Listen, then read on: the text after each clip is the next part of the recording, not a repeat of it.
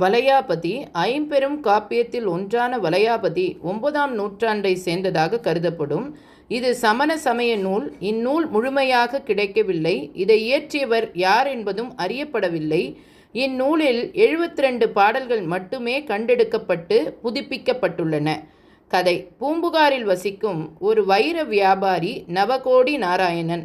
இவர் திருமணமாகி மனைவியுடன் வசித்து வருகிறார். இவர்களுக்கு குழந்தை இல்லை. திடீரென அவர் வழியில் ஒரு பெண்ணை பார்க்கிறார். காதல் வருகிறது. அவளை முறைப்படி திருமணம் செய்து கொள்கிறார். தனிமையில் விடப்பட்ட முதல் மனைவியின் இனத்தார் நவகோடி நாராயணனிடம், நீ மாற்று இனத்து பெண்ணை திருமணம் செய்தது தவறு என்றும் உன்னை இந்த இனத்திலிருந்து விலக்கி வைக்க நேரிடும் என்கின்றனர். இதனால் நாம் எங்கு தனிமைப்படுத்தப்பட்டு விடுவோமோ என பயந்து 2வது மனைவியை விட்டுவிட்டு வந்து விடுகிறார். பின்பு கடல் வாணிபம் செய்து அதிக பணம் சேர்க்கின்றனர்.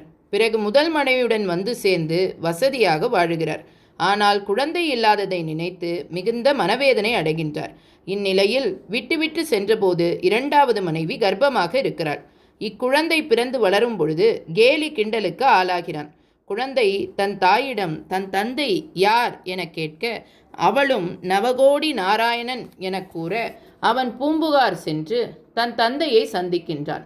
அப்பாவும் பெரியம்மாவும் அவனை ஏற்க மறுக்கின்றனர். இறுதியாக இதனை ஊர் சபைக்கு எடுத்துச் செல்லுகிறான். யாரும் ஒத்துக்கொள்ளவில்லை. கடைசியாக காளி தேவியை அவனுடைய தாய் வேண்டுகிறாள். பூமி பிளந்து காளி தேவி வந்து சாட்சி சொல்கிறது. பிறகு ஊர் மக்கள் இனி இனத்தை பார்க்கக்கூடாது என்று முடிவெடுத்து மகனை ஏற்றுக்கொள்கின்றனர். பின்பு தந்தை மகன் இருவரும் வணிகம் செய்து சீரும் சிறப்புமாக வாழ்கின்றனர்.